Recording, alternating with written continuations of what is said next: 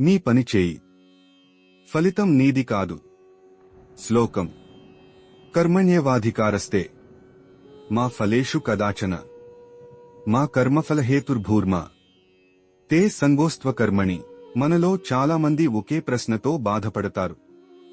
నేను ఇంత కష్టపడుతున్నా ఫలితం ఎందుకు రావడం లేదు?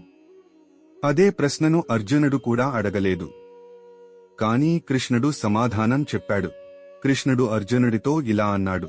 అర్జున, నీకు అధికారం ఉన్నది ఒక్కటే, నీ కర్మ మీద.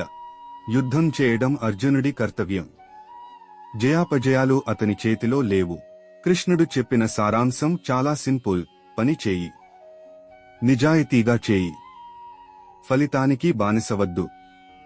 ఫలితం గురించి ఎక్కువ ఆలోచిస్తే పని బలహీనమవుతుంది. పరీక్షకు చదవడం నీ పని, మార్కులు ఫలితం.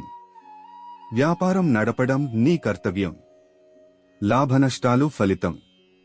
మన నియంత్రణలో లేని దానికోసం మనసును ఎందుకు వేధించాలి? కృష్ణుడు చివరగా ఇలా అంటాడు. ఫలితాన్ని దేవుడికి అప్పగించు, పనిని నీ భక్తిగా మార్చు.